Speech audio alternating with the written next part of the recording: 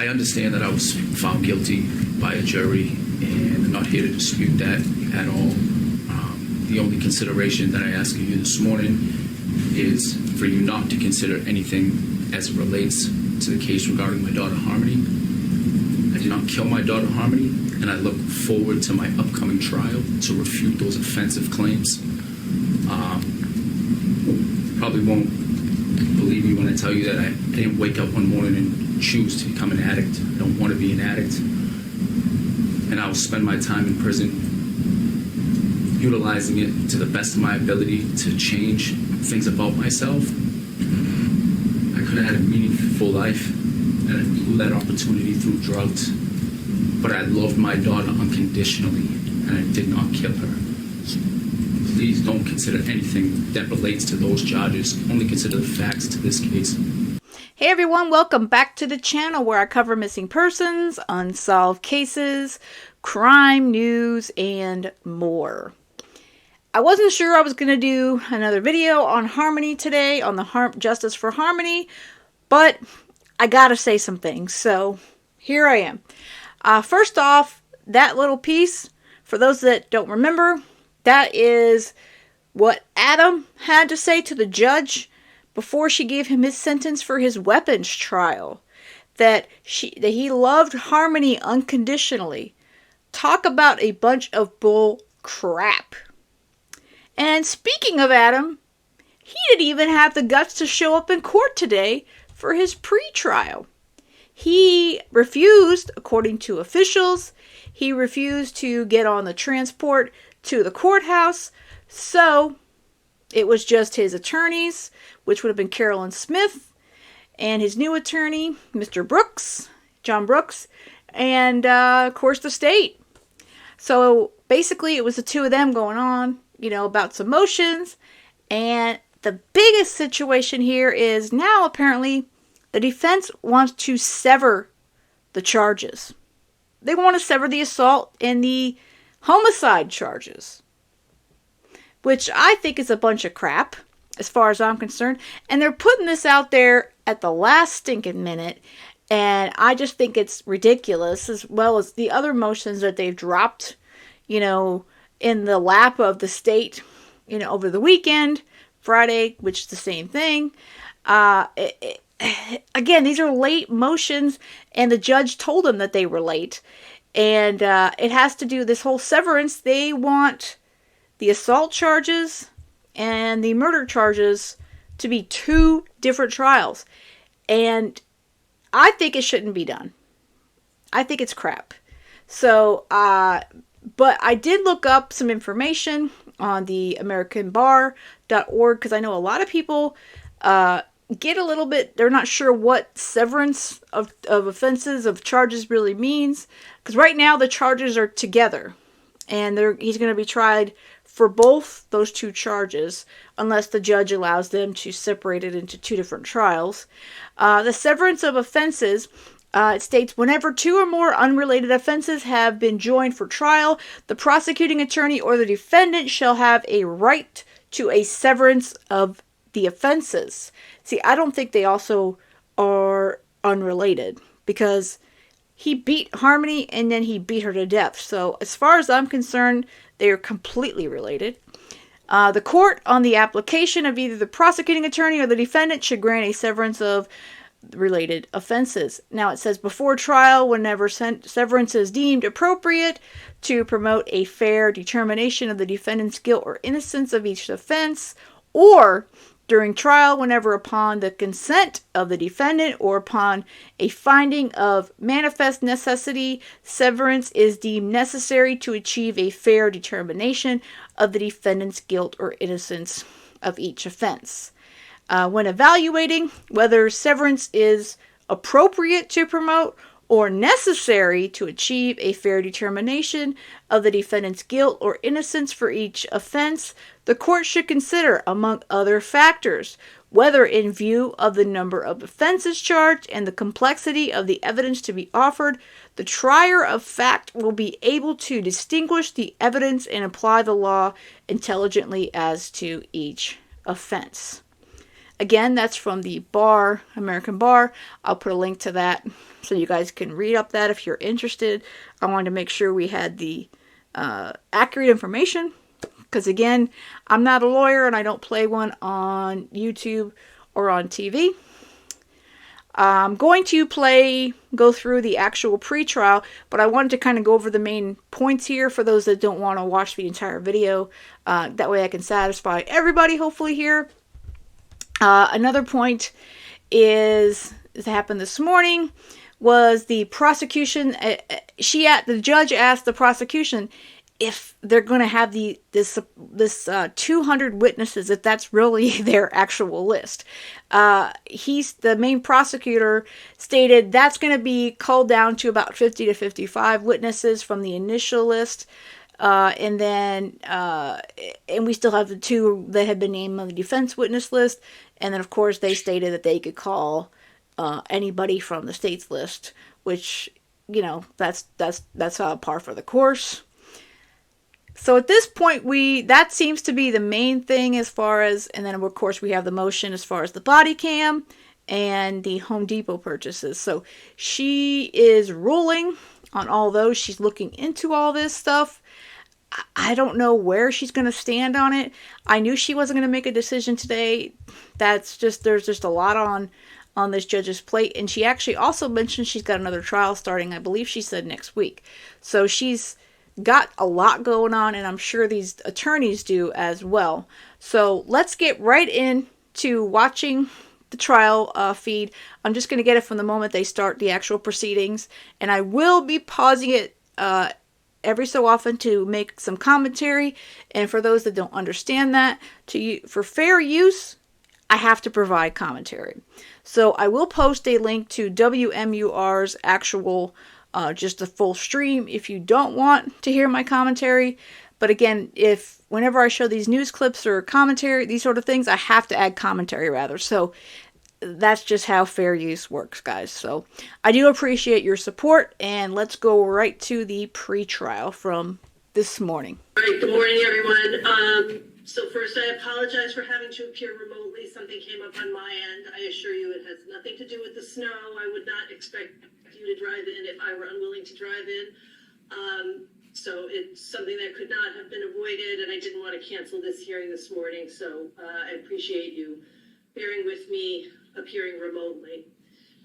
All right, I do see that there were a number of filings that came in over the weekend. I think, as you know, if something comes in over the weekend, I can't see it because it's not processed by our e-filing center. So I'm just seeing those new filings this morning. So I haven't had a chance to review them in their entirety, but I don't see any of this preventing us from moving forward this morning.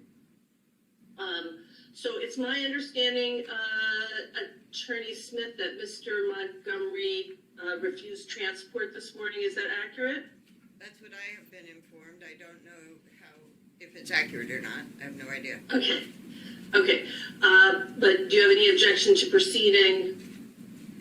I believe that the major motions are not being heard today, according to the scheduling thing. So as long as this is a final pretrial scheduling issue type of thing, I think we're fine. Okay. All right. So let's just go ahead and go through the final pretrial form, and I don't give a crap if Adam decided to go there. Okay? Carolyn? If he doesn't want to get off his lazy cowardice ass and come and sit in court because he's tried with the murder of his daughter, well, yeah, I already don't have respect for him, and I don't know if there's no such word as unrespect, but it just gets lower and lower down the totem pole for Mr. Adam Montgomery. A couple of additional questions. So we have our dates for trial, and I have us going through to February 29th, starting the 6th for jury selection, pick and go, and we've reserved up until the 29th.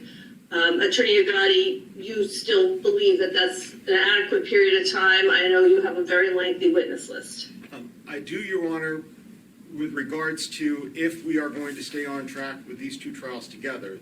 The defendant's pleading yesterday was to sever two charges, which is to sever the the July 2019 assault from the homicide. If those were to be severed, then I don't know that we would take as long, because I think the very first trial, the assault trial, would be relatively short. We'd be probably done within a week. That being said, it may still behoove us to pick two separate juries if the court chooses to sever that. But regardless, if this matter does stay joined, I agree with you. I think that we will be able to get it done before the 29th. Okay. Attorney Smith or Attorney, who's handling this hearing for the defense? Attorney Brooks, Attorney Smith? On the scheduling issue, I think I have it. Okay. So you agree we're on track to complete by the 29th, correct? Yes, I think so. Okay. All right. And I know we have the state's witness list and the defense witness lists are both in. Attorney Agati, I want to address your witness list for a moment.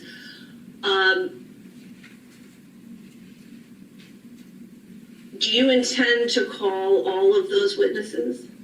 We do not, Your Honor. At this time, we believe that there are a number of them that we're going to be striking later on today. I can think of at least 6 of the different private citizens on that list. There's also a smaller number of law enforcement that will be struck from that list. However, I will say a lot of those names that are listed are possible impeachment or rebuttal witnesses, depending on how the rest of the trial goes. We do anticipate that total witnesses, we're looking in the neighborhood of between 50 to 55. Okay. And just in terms of the witness list, I understand needing to keep them on there so that they can be read to the potential jurors. But if we know they're not going to be called, then I do want you to take them off the list so that we're not asking potential jurors, do you know these people, if it's a non-issue?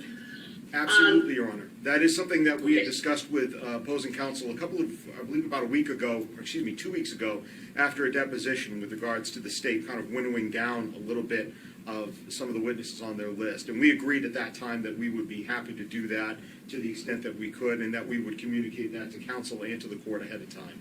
So we're not giving the jurors the same, list of witnesses that we have right now. Like I said, I think right now we can probably whittle it down by at least 6 or so for private citizens, and then probably there will be a few keepers of the records that we can agree to, and a few of the law enforcement officers as well will come off. Okay. I guess I'm not going to give you a deadline for the revised list because I'll give you and defense a chance to talk to each other. The only other thing I want to say about the witness list is this. In my experience, potential jurors will often say, well, I know somebody named John Smith, but I don't know if it's the same John Smith. And I noticed on your witness list, you don't have any, where they're from, what town, or so forth. It is oftentimes useful to know at least how old they are or some identifying information if you can. You don't have to put it on the witness list, but for purposes of jury selection, when we get to that point, someone will say, I think I went to high school with the John Smith, and then we find out that the John Smith on your list is 70, so it couldn't be that person. So having some information so that we can, make sure people don't have a conflict would be very useful. I think we can definitely do that, Your Honor. In fact, defense counsel and we have already had a discussion about that. We also thought it would be useful to provide the prospective jurors with a written list of these particular witnesses' names. We think it's almost I would say very difficult for jurors to be able to remember this many names that are read off by yourself when going through the jury selection process, and be able to remember, well, I may have had a conflict with so-and-so out of the list of people that we have here. It may make more sense to give them that list of names as they walk in, certainly collect it from them before they leave the courthouse, whether they're selected as a juror or not selected as a juror, but to give them that additional time with the list, with the names, and with this identifying information that you're talking about, to ensure that we will not have a conflict between a potential juror and somebody that will be testifying. All right, I don't have any objection to doing that. I think that will be fine. Maybe we hand it to them going into the courtroom and take it for them coming out of the courtroom. That might make sense. Yes. Okay. So right now you're talking though about realistically about 50 to 55 total witnesses. I believe so, Your Honor. There's a few keepers in the record in there. When their certification of their records come in, we will hopefully not have to call them as witnesses. We'll be able to submit their certified records under 901. But other than that, I'd estimate in that ballpark, 50 to 55. All right, thank you. And Your Honor, and- in that yes. regard, when the state and I talked about winnowing down the witness list, I think the state also indicated, to the extent possible, they would let us know essentially that 50 to 55, what they anticipate in their case in chief, because others would be impeachment rebuttal witnesses. Oh, it sounded to me, and maybe that 50 to 55 did not necessarily include impeachment rebuttal witnesses, but am I wrong about that? No, you're correct, Your Honor. That 50 to 55 does not include impeachment or rebuttal witnesses Right. that may become relevant. That's basically the center of what the state anticipates for its case in chief. Right. Oh, I see. Attorney Smith, you're saying that they're going to give you a separate list of ones that they anticipate that they would? Yes. Okay. Attorney Agati? Your Honor, that's not exactly what the state has agreed to. The state has certainly agreed to winnow down the list, and the state has agreed to be able to provide more of the witnesses that we know we're definitely going to call in our reasonable time frame. But the state is not obligated to tell the defendant anything about the witnesses he's going to call. The defendant should be put on notice. The state doesn't mind doing this as a courtesy, but the state is not going to be ordered to do so. So we are happy to winnow down that list for the jury, and we are also happy to express to defense counsel some of the witnesses we definitely know we are calling. I'm not going to be providing the defendant with a trial plan of which witnesses are going to be called on which days in advance. If we come to a gentle person's agreement, as we always have in the past, Attorney Smith and I have always had this in the past, where we agree the day before testimony, usually by 5 o'clock the day before, who are the witnesses that the state is going to call. We will certainly be doing that. I look forward to doing that with them again. But with regards to providing what our trial plan is at this point, 3 weeks away, the state does not intend on doing that, nor does See, Smith wants to know as much as she can get out of the state. And trust me, she's not going to be done talking. She talks a lot more. does it have an obligation to do so. All right. As I understand it, there's going to be that list of 50 to 55 that you would intend to expect to call in your case in chief. That list you are going to give to Attorney Smith. Is that accurate? Yes, Your Honor. Not necessarily. Okay. We are. Okay. And then Attorney Smith, the balance of their witness lists are witnesses that they may or may not call during the course of the trial, including for impeachment and rebuttal. That's how I understand it. I think that is adequate, and that you'll continue to work together to, where you can, give notice as to what are the upcoming witnesses so everybody can be as prepared as possible. Yes, Your Honor. Okay. The conversation came up because, as you are aware, Attorney Brooks is a recent addition to the case. And with the almost 200 witnesses, we discussed the fact that preparation so far in advance would be quite scattered with that. So the state agreed to at least give us some inkling of those that were not expected to be called because they were essentially impeachment.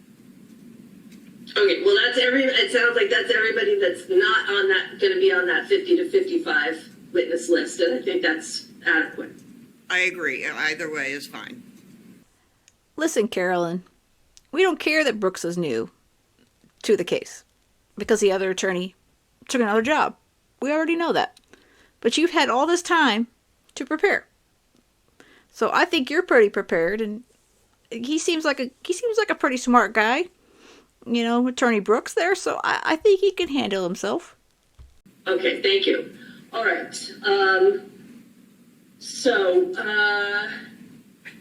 There is no view.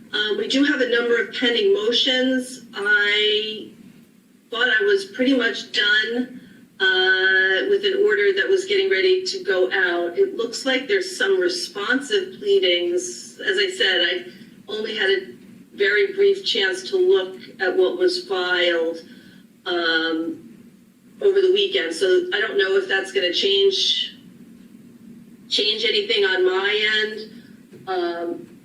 Some of them, the responsive pleadings were only due as of now, so I wouldn't have it. There were two that were outstanding.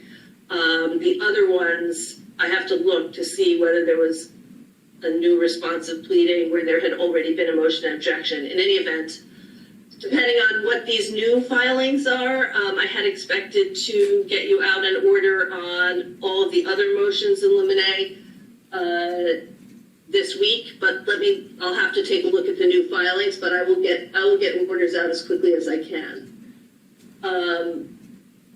The motion to sever, I guess the question that I have on that is for the state, which is how quickly can you get a responsive pleading? I mean, it's definitely late in the sense that, I'm going to need to focus on what is this new evidence that suggests that now, after over a year of everybody thinking that it would be joined, that it should be severed. Your Honor, you should have a responsive pleading. I filed one last night. It took me a few hours to write it up. We received their pleading shortly before 2 o'clock, I believe, yesterday afternoon, and I had a pleading that was, I submitted into the system, I think roughly around 10 o'clock last night to get one in. I think, Your Honor, that is worth another conversation once you've had a chance to review both of the pleadings. In short, I won't do the whole argument right now, but we put forward that the information that's disclosed is not new information with regards to what the allegations are. It's been provided in discovery sometimes 14, sometimes 22 months ago. That being said, if the defendant is now reassessing his desire to have a motion to join, which is what he wanted before, which is what we've been planning on this entire time, if he wants to readdress that, I think he has the right to readdress that, and that the court should look at the factors that are enumerated in Brown as to whether or not joinder or severance are the proper thing in this case. The state is asserting that it is based upon those factors.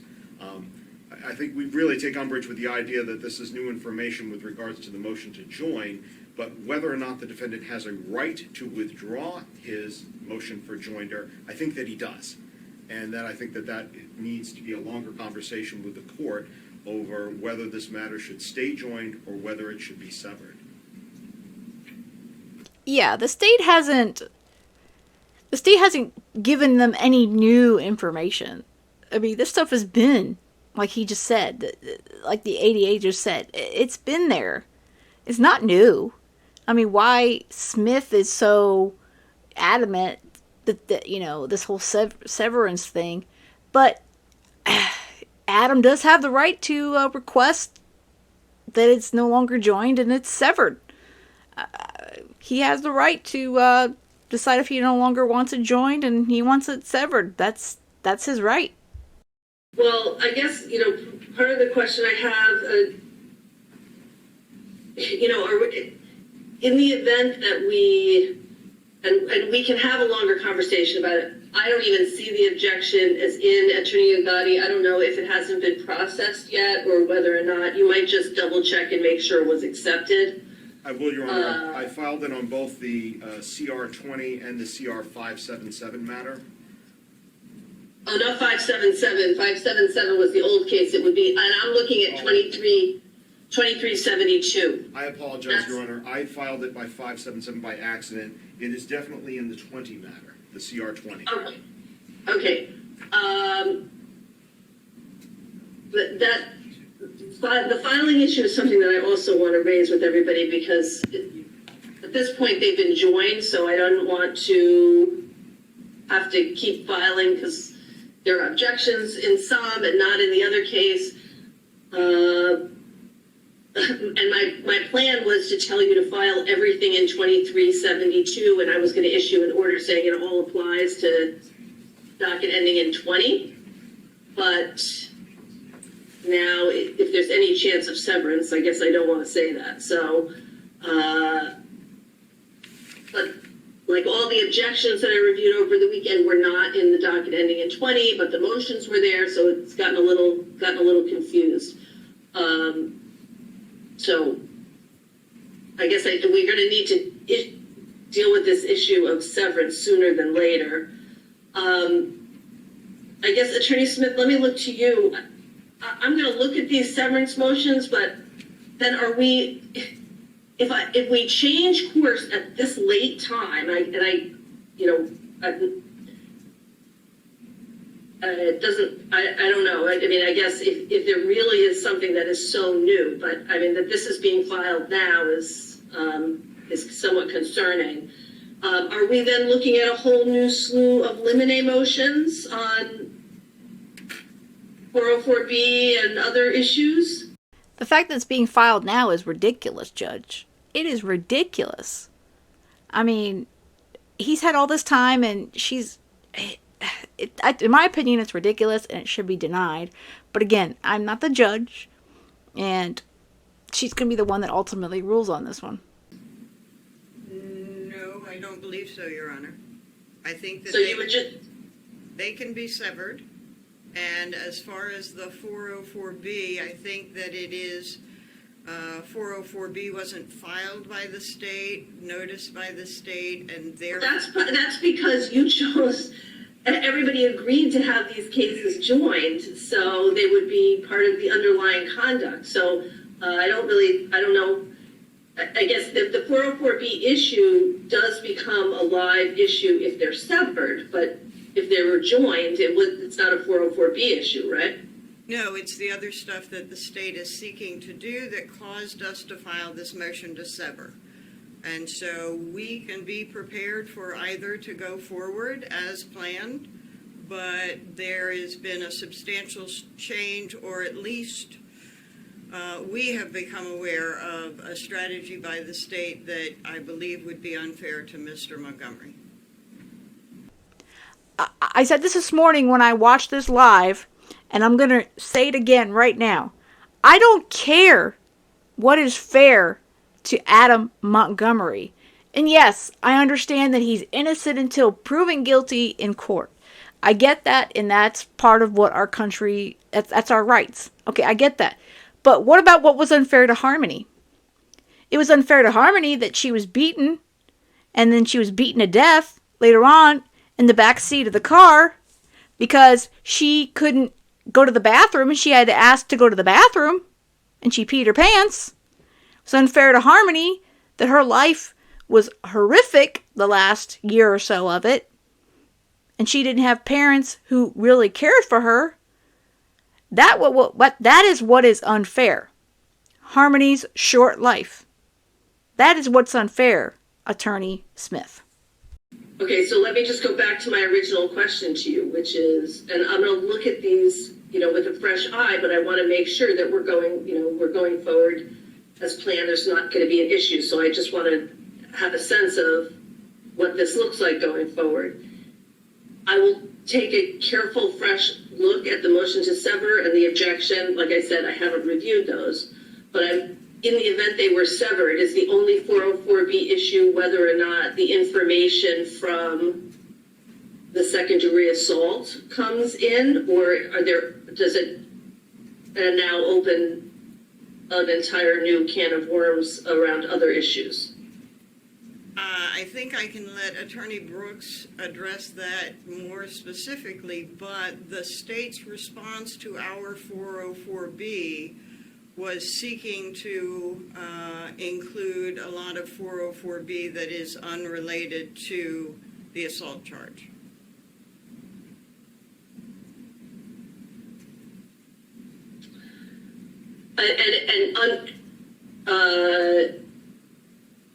And that's aside from what you've already moved to exclude having to do with the bruises on Harmony that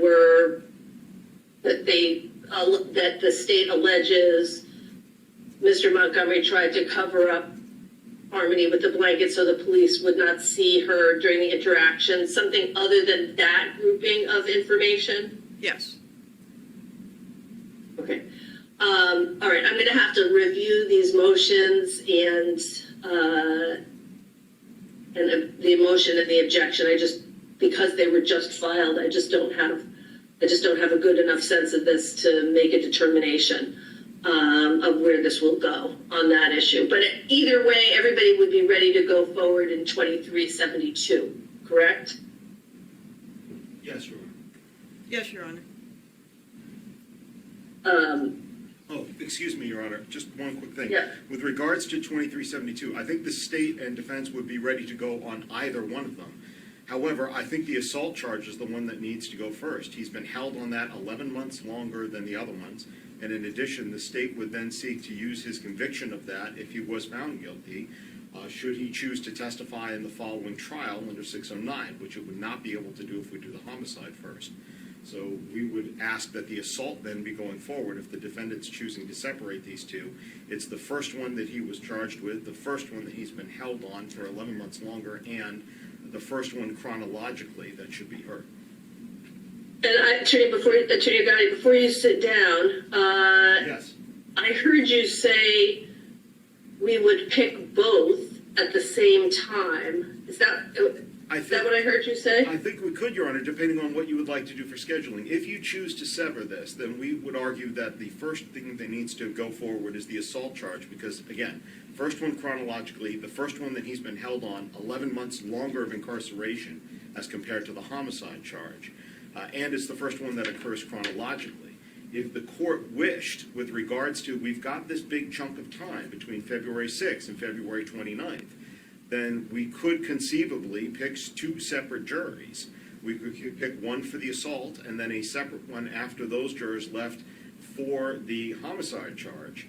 We do the assault trial, we have a day or two or maybe 3 in between one trial to the next, and then we would roll into the homicide matter. The state is not saying that if you grant this motion to sever, that we are going to end up wasting our time in February and only doing 1 week. We do think that's going to require a little bit of flexibility between the two. But the first charge that should go is the one that he's been held on the longest. And we think that we could still do that with one jury selection on the 9th. Or 6th. And do you, again, part of what I'm a little concerned about here, like I said, Attorney Smith, I'm going to look at the pleadings, but I'm just trying to get a sense of what all this would look like. In the event that they were severed, there isn't a bunch of pretrial litigation about, since that happened allegedly earlier in time, there's not going to be anything about the homicide trial that we would need to deal with for purposes of the second-degree assault trial. We're not looking at a slew of new motions for that in the event they were severed. Is that accurate? That is correct. And as far as the state's choosing to pick 2 trials with 1 jury pool, I don't think that is could result in a fair juror, because it's sort of like having somebody charged with sexual assault against one person and sexual assault against the other. The second pick, the jurors are aware of the charge in the first pick. Well, if they were severed and you picked the second-degree assault jury first, not telling anybody why they were here in the first place, then they were to leave, and you pick the second pick, why would that be a problem? If it's from a fresh panel, that's fine. But if it's the same panel, then the second pick is familiar with the charges in the first pick.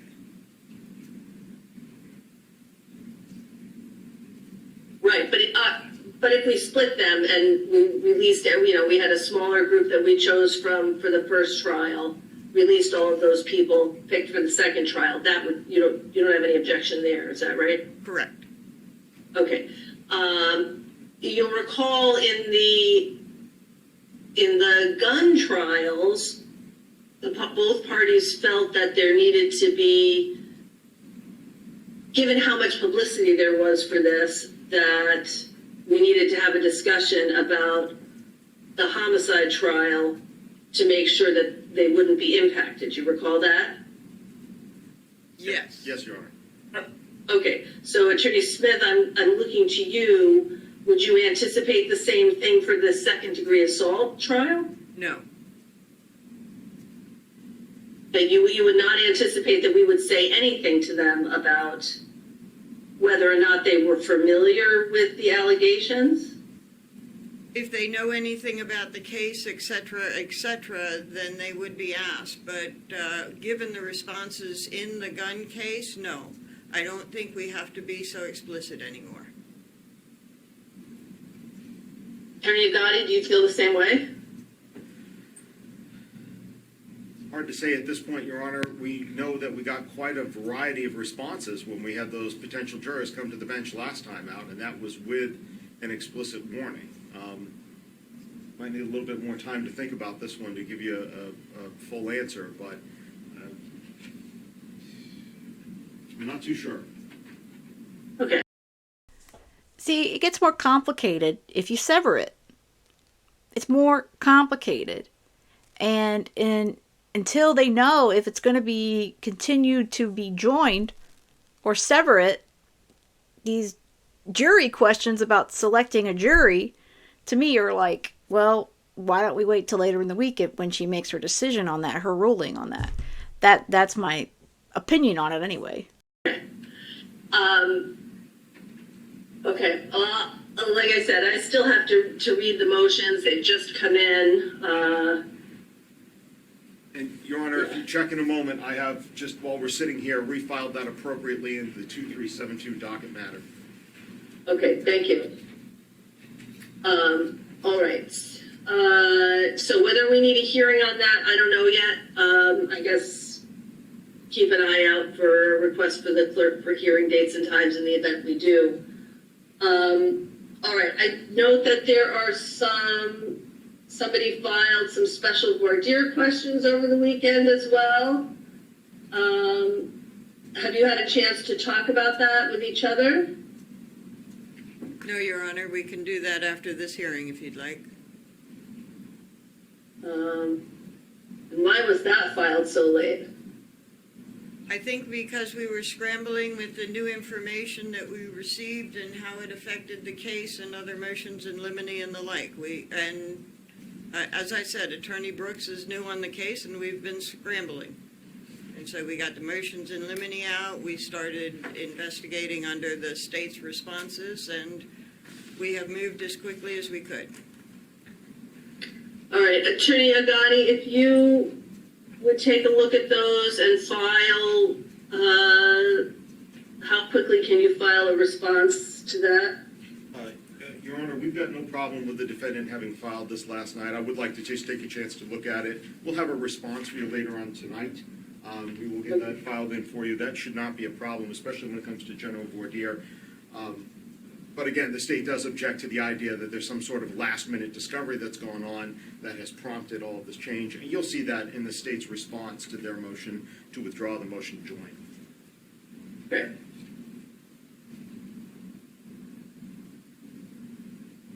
But Attorney Gotti, your position is even if the information is not new, the court should take a fresh look at a motion to sever? I think, Your Honor, that even if the information, since the information is not new, we feel that the defendant does have the right to withdraw his assent to the joinder since it's before trial. If we were in the middle of picking a jury, I think that would definitely be a different story. And we are far past the dispositive motion of December 15th. However, in the question, the law is still clear on joinder as to when a matter should or should not be joined under Rule 20. And under that, there are three separate categories where a matter can be joined. One of them is the last one, which is really the matter that defense briefs and that we brief as well, which is with regards to whether or not even though they're part of separate criminal episodes, they're nonetheless logically and factually connected in a manner that does not solely demonstrate the accused has a propensity to engage in criminal conduct. 5 factors of the Brown case, Your Honor, that determine that the court will look at. I know you're well familiar with that. Some of those factors do not support, other factors do. We have a disagreement about whether or not those factors do sufficiently represent joinder. So, again, it is late in the game, but prior to jury selection, I do feel the defendant has the right to be able to withdraw his motion if he chooses to, and that the court will have to undertake this analysis and decide how to go forward. Granted, we differ on how the court should go forward, but I don't disagree that he has the right to do this. Tell you what, ADA Agati he's trying to be fair and follow the law. I applaud him for that, but he's a fighter. I think he's going to fight for Harmony, and I look forward to that. All right, thank you. All right. So 1 moment. Okay. How long do you want for panel board, dear Attorney Smith? I think 25 minutes to a half an hour.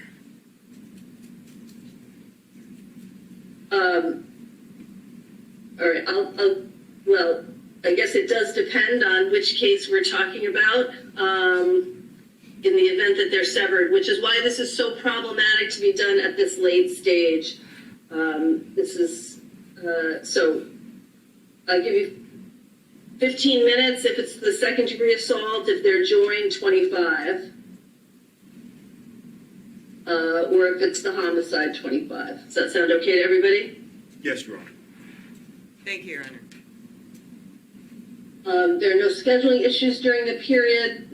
No interpreters needed for anybody for any witnesses, accurate? There will be one interpreter, Your Honor, that's going to be needed for the state for one particular witness. We've been in the process of trying to consult with an agency to provide that. I don't have final dates and times yet, but we will need one Portuguese interpreter.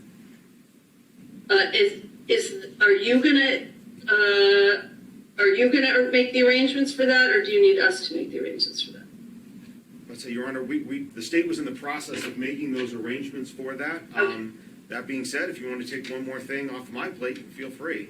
But Not, we don't. I think given that you know who it is, where they are, when you expect them to testify, and you're in the process, you go ahead and do that. If there's some problem there, you'll let the court know, and we'll see if we can assist. How's that? We do, Your Honor, and if there's a problem with that process, we'll let the court know at least a week ahead of time so that there's an ability to fix this. But I hopefully anticipate that we'll have an interpreter, no problem, for this witness. Okay. All right.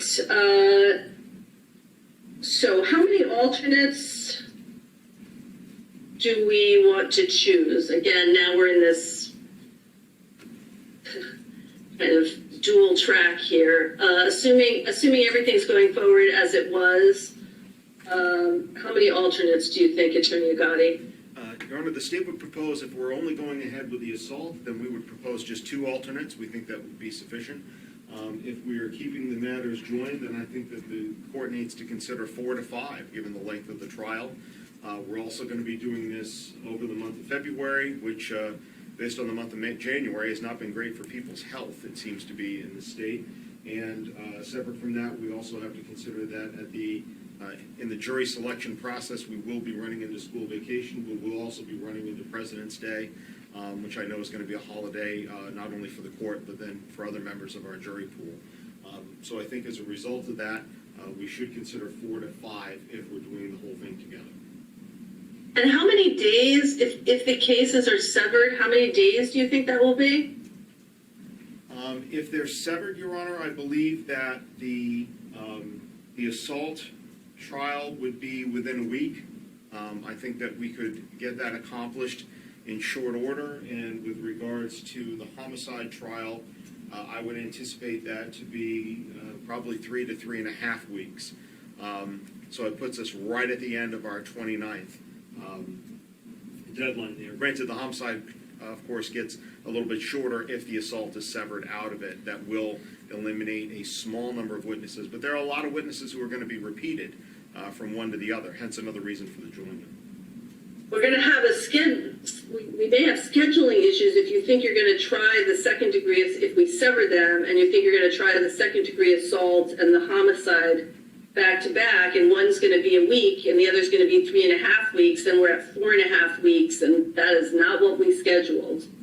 So that may be somewhat problematic. I understand, Your Honor. I think the state can try to cut down. Again, we've been dealing with this for less than 24 hours for trying to figure out what the scheduling would look like. I think I'll have a better answer probably at the end of the day today with regards to how that trial schedule works out. I think we can do the assault trial relatively quickly.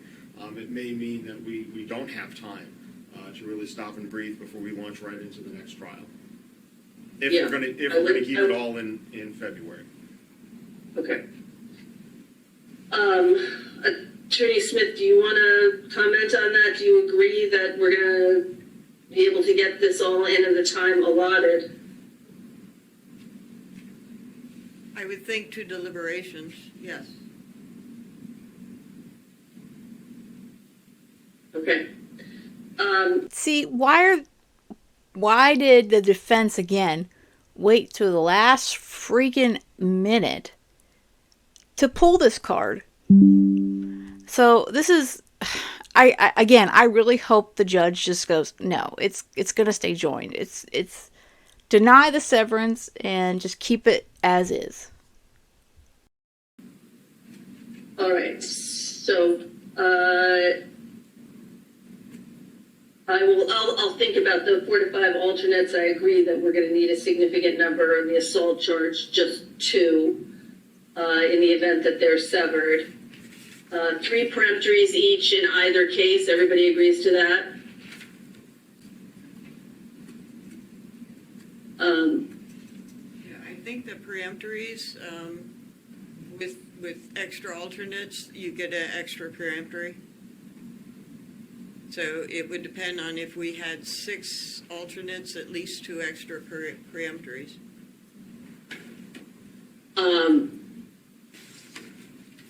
Well, the rule says 4. The statute says 3. So if I give you 4 peremptories each for 5 alternates, is that adequate, Attorney Smith? I think we'll have to make do if that's what you order.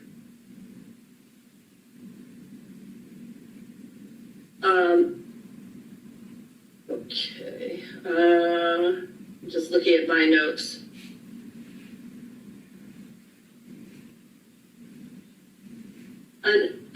Attorney Smith, do I have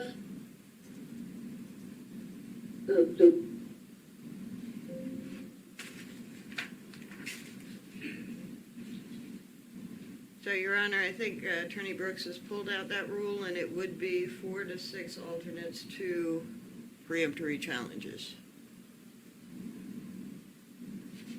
2 additional in 4 to 6? Yes. So if we end up with even 4 alternates, then you want 5 peremptories? Yes.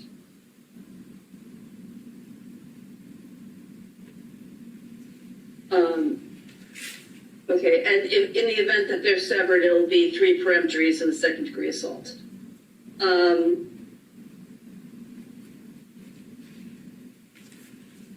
All right.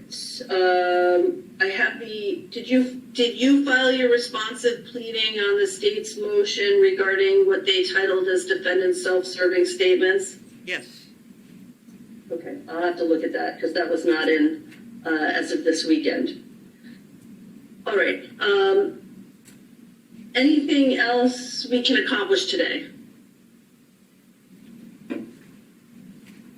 Your Honor, the state does have briefly some things, unless Carrie, you want to go first? No, go ahead. Okay. Just with regards to trying to determine what the for witnesses and line up and being able to schedule them appropriately.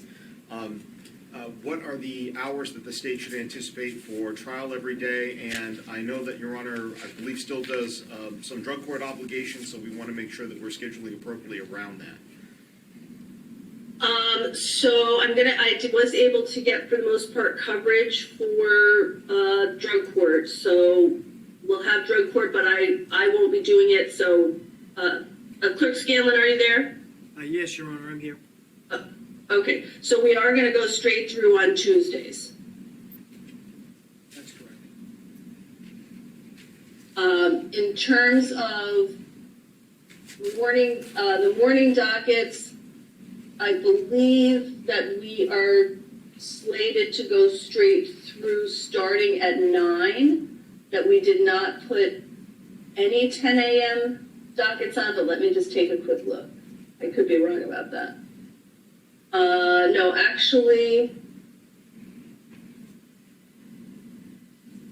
Mike, can you tell, Clerk Scanlon, can you tell if there's any 10 a.m. dockets? Your Honor, for the most part, there are not. I can go through, but for the most part, it will be a 9 a.m. start. So we'll double check that so that we know for sure. I think in all likelihood we'll be starting at 9. There may be a couple of days where we have to start at 10 due to a morning docket, but we'll let you know. That's fine, Your Honor. About, say, 1 hour here or there is all right. We'll make sure that we have enough witnesses planned for each day to go for the full day from 9 through to 4. Okay. The next question that the state had was with regards to the jury pool and questionnaires and what the estimated timeline was for us to receive that. It takes us quite some time to be able to run criminal record checks. The state traditionally does that. We want to also be sure that we can get that done and provide that to defense counsel ahead of time. I just didn't know if we had an estimated time, either from yourself or from Clerk Scanlon, of when those would be ready, and we'll start that process. What was that the question? The jury I do not questionnaires. have that. Clerk Scanlon, do you know? No, but I can find out relatively quickly, Your Honor. I can have that information for you, Ben. We'll notify you. We'll notify both parties. Thank you, Your Honor. And Your Honor, from the just a review of all of the dates, it looks like you have 9 a.m. start times throughout the trial.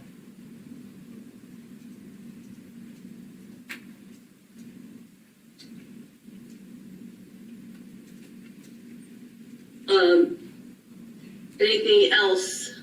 One last thing, Your Honor. I know that we had discussed back in, I believe it was October, when we had talked about whether or not we were going to be doing a view. You had mentioned it at the beginning here that at the end of October, we decided at that time that we were not going to be doing a view. The state has just reassessed that recently, and we think we may need to get people on the bus for 2 quick stops. However, there's a more important part of that. So the first is that the state would make any arrangements for that view, and we would seek to go to the 77 Guilford Street address, and then as well as a drive through to the area of Colonial Village in Manchester, down to the Habit CPSC clinic and back. This would be essentially only one time that they would be getting off the bus at Guilford Street to remain outside the address, and the other one would simply be a drive. We would not necessarily be making stops at Colonial Village or at the clinic. However, defense counsel has addressed with us that they would like to arrange, or they would like the state to arrange that the Chrysler Sebring. We can shortcut that. Since our conversation, we did not file for one because we're okay.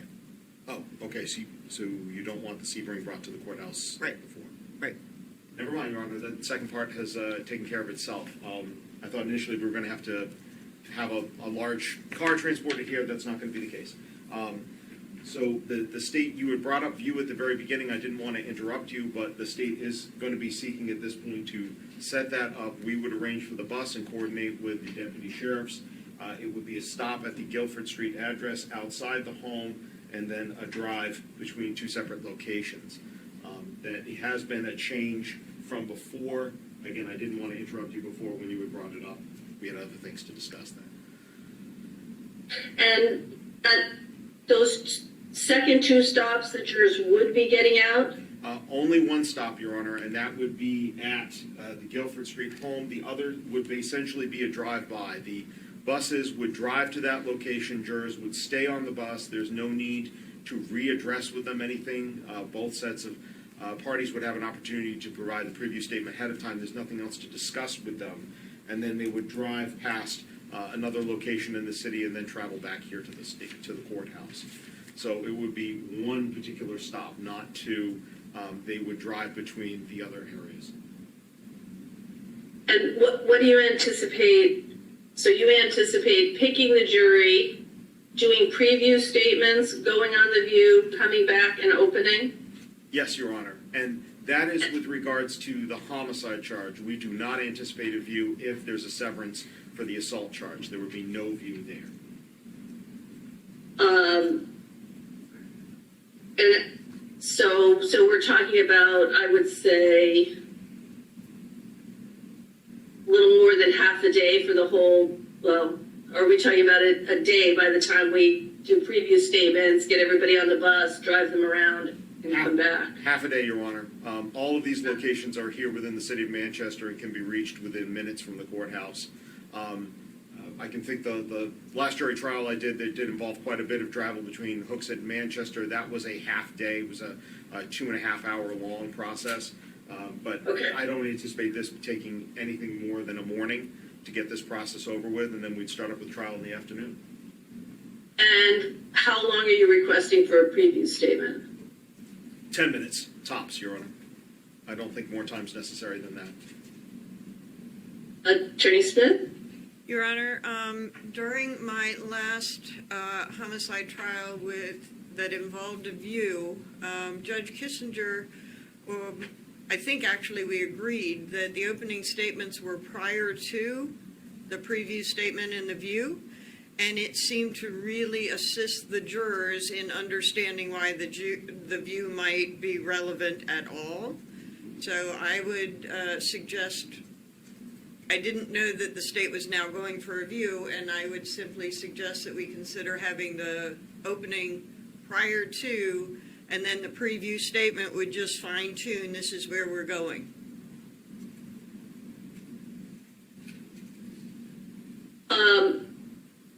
Yeah, I have done it both ways. I think, Attorney Agati, any objection to doing openings, and, you could actually incorporate your preview statement into your openings, and we could do it that way. I see that argument, Your Honor. I see also the flip side of the coin, which is that in both opening statements, both sides are going to be talking about locations, and it makes sense for the jury to have seen those locations prior to hearing about them. Hence why a preview statement is so short, to be able to get them to have the visual memory, the visual evidence that they take in, to then be able to apply to opening statements. So the state still feels that a preview statement is better to be able to ingrain upon and impress upon the jurors what they're going to see, as compared to doing the opening statement, which has to be all-encompassing of the charges, as compared to a preview statement, which is focused just on the two areas. But what if I gave you the opportunity to do your opening statements, both sides to do their opening statements, and then do a short preview statement, and then go for the view? What do you think about that? Again, I think the state... Your Honor, are you still there? We've lost you on the screen. Oh, I'm here. Okay. Hold on just a moment. Okay. I can see you and hear you Okay, we got you back. without interruption. Thank you. You cannot see me? No, we can see you now. We got you Okay. back. Okay. I think, Your Honor, that the state's preference is for preview and then opening afterwards, but if the court wishes to do it the other way around, that's certainly the court's choice, and the state will make the appropriate plans, whatever you choose. All right. Thank you. I'm gonna give that some thought. Okay. So, Attorney Gotti, is that it for your list of other issues? I'm just going through my list now, Your Honor, if you could just have a brief moment. I think the only other thing to discuss, the last thing from the state, is with regards to a date, Your Honor, if we could talk with the court reporter after today to be able to talk about a date to pre-mark exhibits. I think that that's going to take a period of time. I know at the last trial, I think it worked out well where the state was able to, with defense, bring our exhibits in, have them marked, and so that made the process, I think, a little bit smoother. We'd like to be able to do that again. I imagine it would probably take a little bit over an hour to do so. Also, with regards to the homicide trial, there will be one larger exhibit that the court will have to accommodate, and that's a section of the ceiling drywall. We will be seeking to have that brought in. We can make arrangements with the court on the appropriate time to do so. But I think the pre-mark date is probably more important. If this is the assault trial, I think we can do it very, very quickly. If we are doing the assault and the homicide, I think we're going to need at least an hour, possibly two, for pre-mark. And we would like to be able to do that maybe at least just the Friday or the Thursday before jury selection at the latest. So they're bringing in a piece of the ceiling tile, and we all know where that's from, likely. And they're taking a field trip. They want the jury to take a field trip to Guilford Street and to drive around a couple of the places. So that's interesting. Hadn't heard that one before.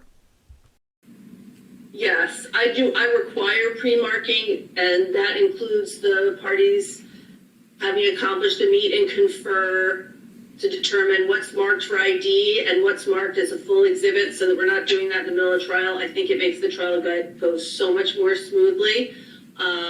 So any objection to that from the defense? I generally do not agree to full in advance because once, but I can certainly let the state know that we won't be objecting to admission of evidence. But if it's marked full, then the evidence can actually come in through the wrong witness without the appropriate foundation and the like. And then we're in odd sorts of arguments during the course of trial. I do agree to exhibits and can let the court or the state know the ones that I would actually object to as being admitted at trial. Well, let me suggest this to you, Attorney Smith. Sometimes there are exhibits that you both want to be admitted as full exhibits. And so there may be some things that you can agree on. Agree on what you can agree on, and what you can't agree on, those things will be marked for identification. That's all I mean by that. Thank you. Okay. So I would like you to do that at least 5 days before jury selection, okay? Yes, Your Honor. So please work with the court monitor to find a time to do that. I know this is definitely made more complicated by this late severance issue, but we'll have to deal with that one way or the other. So I'll have to, part of that will also depend on whether or not I can make a determination, how quickly I can make a decision on that. But I've got to read the pleadings first. So, all right. Anything else from the state? No, Your Honor. That's everything on our laundry list. Thank you. All right. Attorney Smith, anything on your laundry list of things? The only thing is that we were to have had a schedule on the 609 on Friday. I'm afraid it got filed on Saturday. And the state has provided us with the criminal records of witnesses. I advised the state that we could have the 609 motions filed by this coming Friday. I think that I'll be able to actually provide the state a list of witness records that we seek to introduce, but maybe not in motion form, by Thursday, and then have the motion filed with you by Friday. Okay. And the responsive pleading from the state? I think, Your Honor, we can do that in short order after we see that pleading. I don't think that we're going to have a disagreement over too many of these, since I think the 609 is fairly straightforward as to what's allowed and what's not. Just for Your Honor's edification, though, I mean, there have been, with regards to the criminal background checks, just doing my count appropriately, 69 of them have already been provided. 6 are witnesses on our list who were private citizens are not going to be called, and I will tell the defense counsel after this who those are and update the court as well in our witness list. And then there's only 6 of them that are outstanding. 2 of them had dates of birth that needed to be confirmed, which were done over the weekend.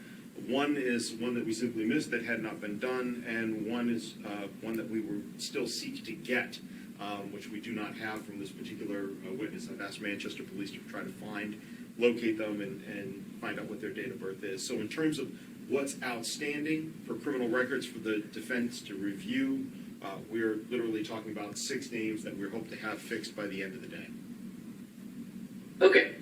So if I set a deadline for you to file a responsive pleading, if they file their 609 on Friday, you think you can file a responsive pleading by the following Wednesday, the 24th?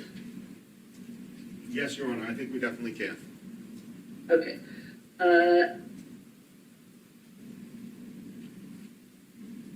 Okay. So, Attorney Smith, what else did you have?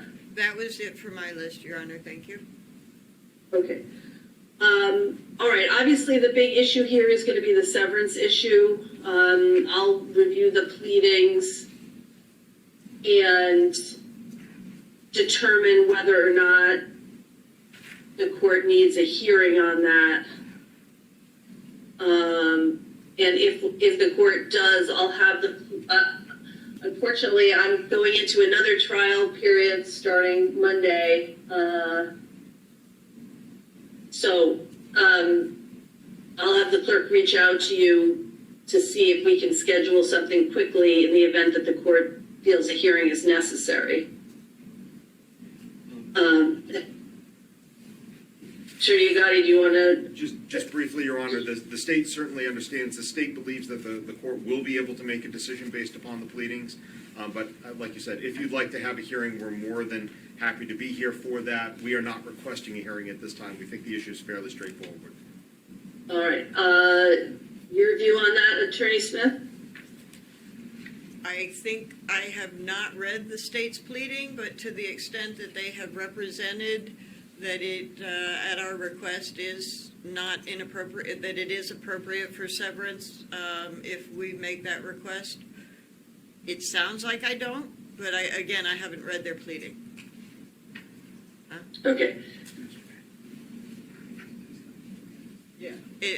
As Attorney Brooks reminded me, there may be a need for documentary evidence to be provided depending on their response.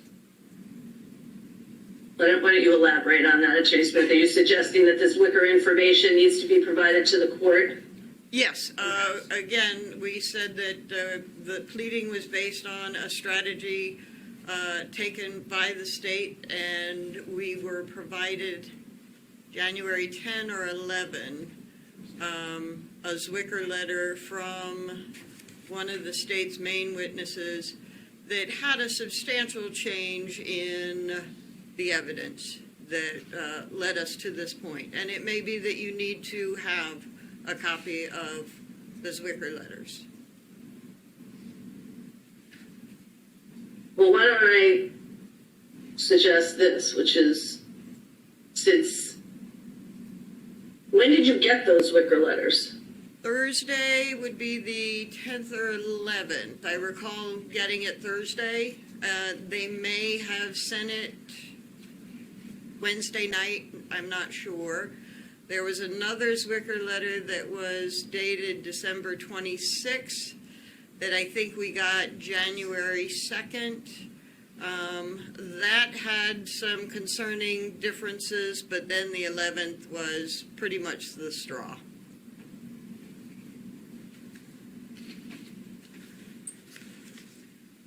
Okay, but you put in your motion what it was that you think made this different. I mean, right? I assume that you put that into your motion already. Yes. Okay. I suppose if I need it, we'll reach out to you. If you want to file it by the end of the day. Thank you. Attorney Gotti, do you think it should just be filed? Your Honor, I think it's up to the defendant whether or not he chooses to file that. That's fine. If so, then as the state points out in its objection, which you'll see, we'll be happy to file back the pages of discovery where this information was previously disclosed sometime as far as 22 months ago. So we don't mind doing that. We've referred to the bait stamps pages in our response, and we can also send over a copy of the emails when that discovery was provided, if the court would like. That being said, I think the defendant probably or counsel probably wants a chance to speak with their client and decide what he would like to file, and then we can file the appropriate response within a day. Yeah. Come on, Smith. There is no new evidence. I don't know where she's getting this from. I love the look that ADA Gotti gave his co there when she was talking about that. If you watched him at his table, their table there, the state, he's looking over at him going, what is she talking about? I could, we're not close, but I can just see it. If you think that needs to be provided by close of business today, Attorney Smith, in the event that they do that, Attorney Agati, and you feel the need to file the responsive documents, file those by the end of the day tomorrow. I mean, this is, obviously this significantly impacts everybody's trial preparation, and the court needs an opportunity to write an order, which I don't imagine is a margin order in this instance. So by the end of the day today, if anything additional from the defense, by the end of the day tomorrow, if there's anything additional from the state, okay? Yes, Your Honor. Thank you. All right. All right. We will reach out to you if we need a further hearing. I may want to just, depending on how all that shakes out, I may want to see you just so that we're ready to go forward on the 6th as planned. So just the clerk will be in touch with you if we think we need another hearing, but otherwise it sounds like everybody's ready to go. Anything further from you, Attorney Smith? No, Your Honor. Anything further from the state? No, Your Honor. Thank you. All right, you're all set, everybody. Thank you so much. That was a long pre-trial hearing, which, from what I can tell, that's pretty typical. This whole severance issue, though, it to me is a bunch of crap. Again, I know I've said it a number of times, guys. I sound like a broken record, but to me, it's garbage because this should have been done a while ago.